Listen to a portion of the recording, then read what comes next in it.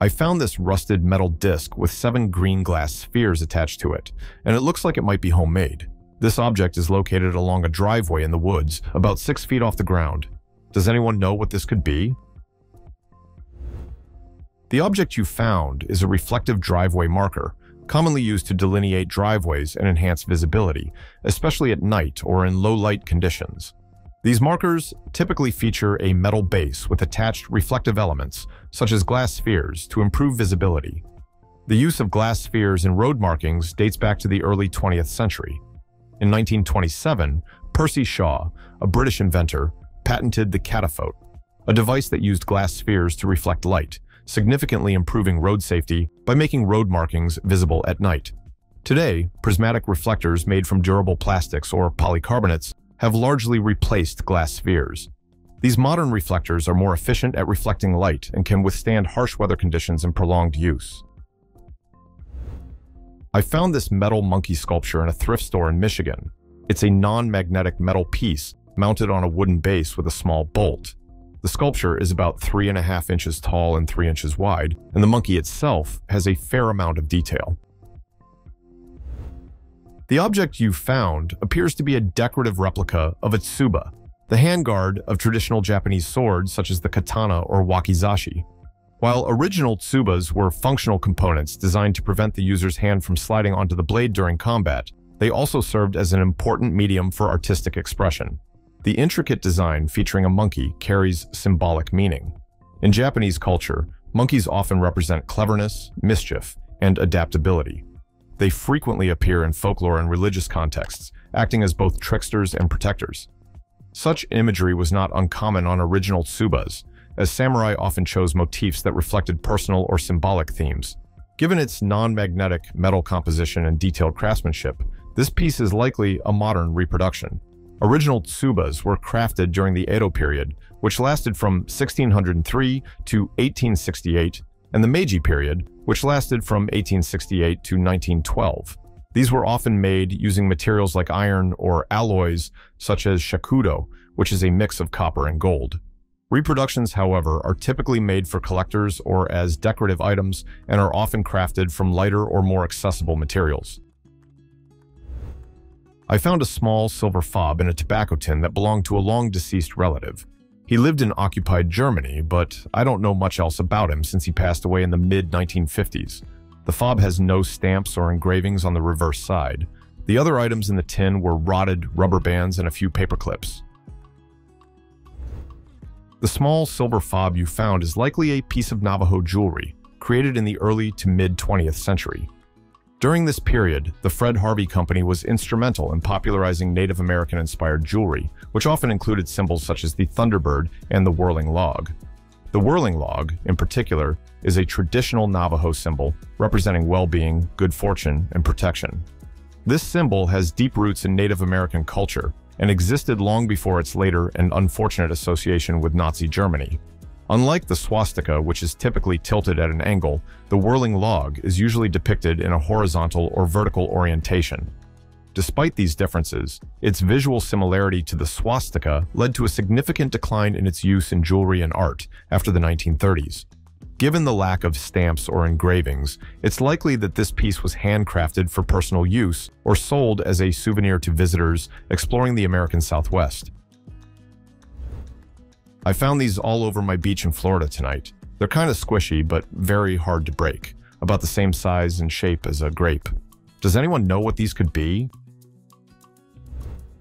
The objects you found on the beach are Valonia ventricosa, also known as bubble algae.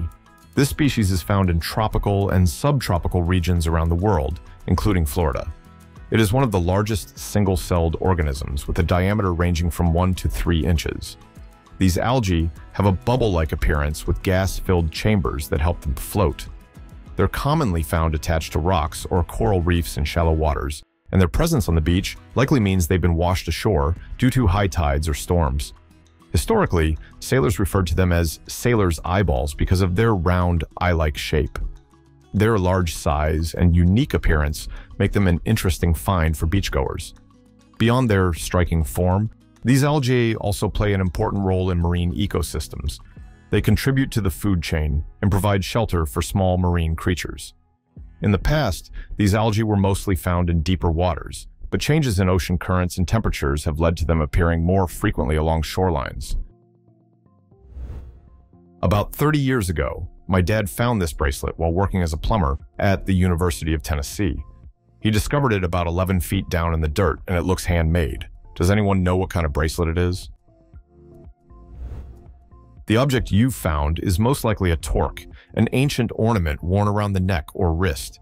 Torques were typically made from metal, either as a single solid piece or from twisted metal strands, and were commonly used by various cultures such as the Celts, Scythians, and Thracians.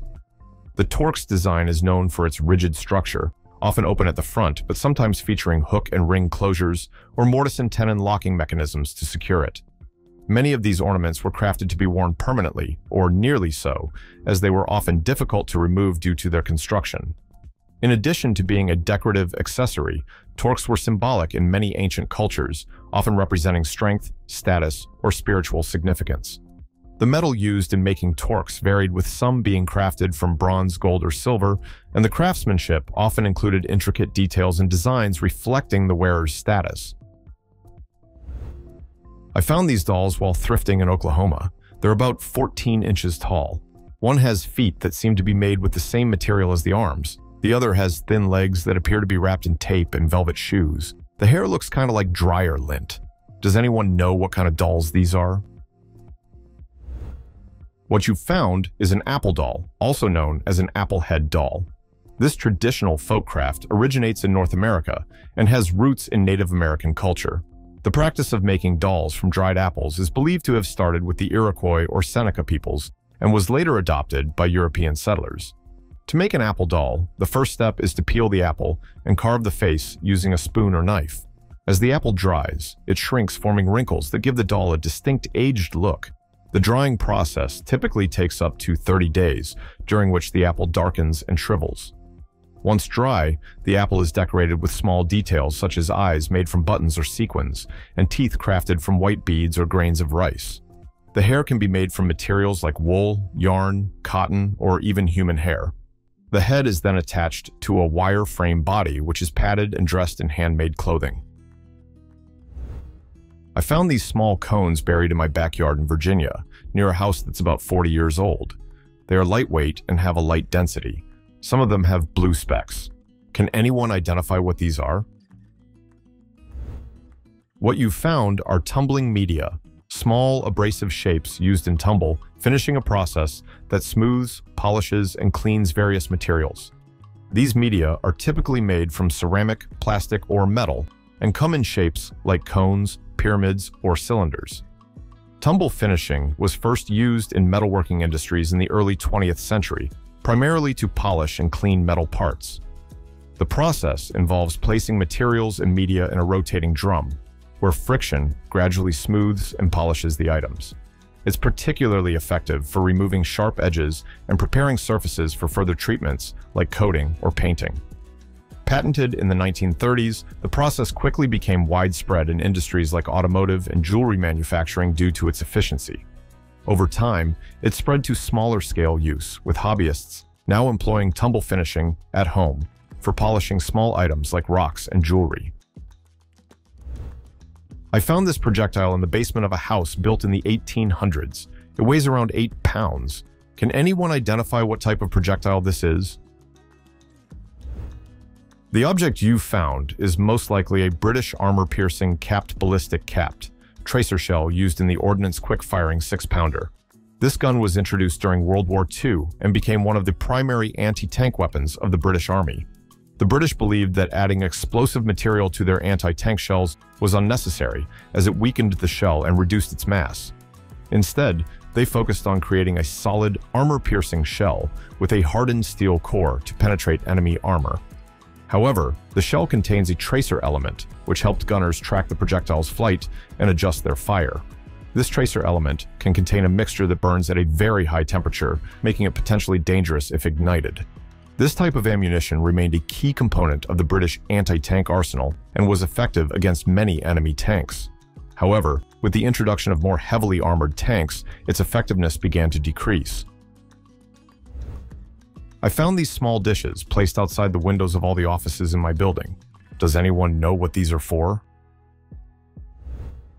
The dishes you found are most likely a type of bird deterrent, specifically optical gel, which is used to prevent birds from roosting on building surfaces.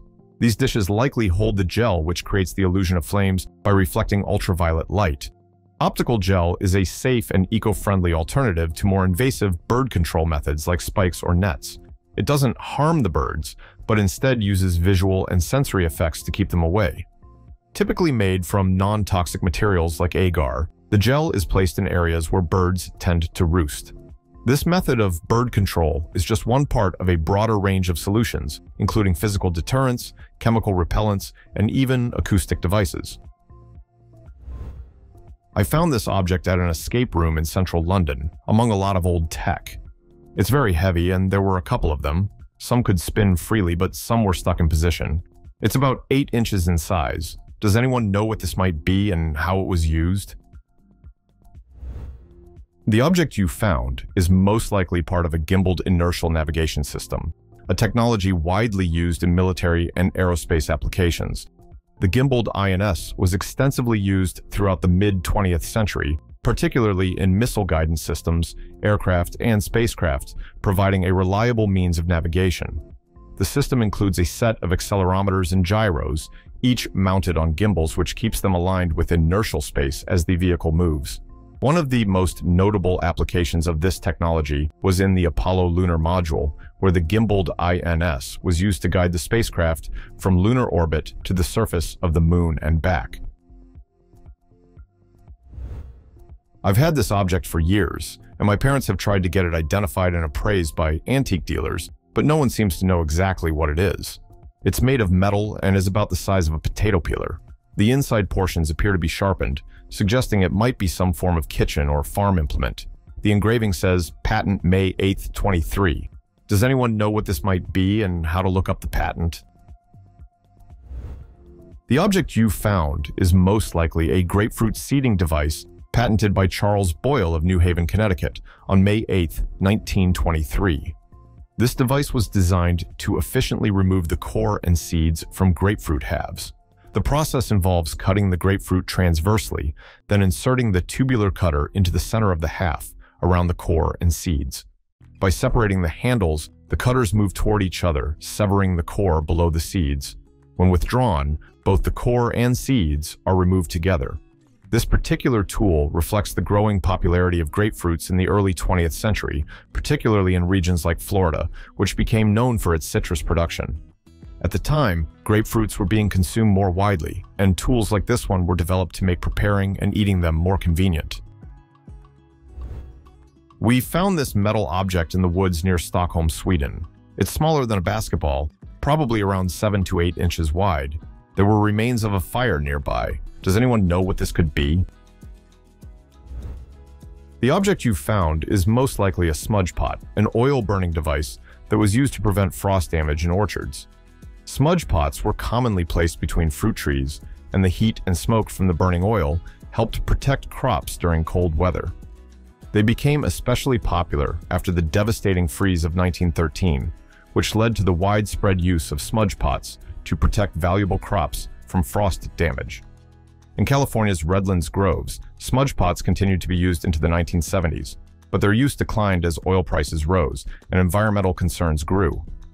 Before the advent of battery-powered safety lights, highway departments used small oil-burning safety markers to indicate work zones. Similarly, railroad systems used oil-fired switch heaters to prevent snow and ice from interfering with switches. During World War II, smudge pots were used by various military forces, including the Germans, Japanese, and the United States Navy. The North Vietnamese also employed them during the Vietnam War to obscure valuable targets. The thick, oily smoke produced by these smudge pots made it difficult for enemy forces to locate targets, and they were even used as a defense against laser-guided bombs. In the last video, I asked you to guess what this tool with a wooden handle and a sharp triangular metal piece might be used for. Many of you made some great guesses, and most of you were spot on. This item is a paint scraper, specifically a triangular shave hook, designed for stripping and scraping paint, varnish, and adhesives.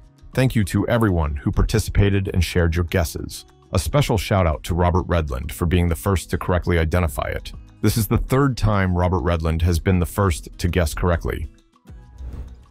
Alright, it's time for another mystery item. Take a look at this red tool with holes and two handles. It seems to be some kind of kitchen gadget. What do you think it might be used for? Leave your guesses in the comments, and I'll reveal the answer in the next video. Thank you for watching. If you enjoyed the video, please like and subscribe. Your support motivates me to create more videos. See you next time.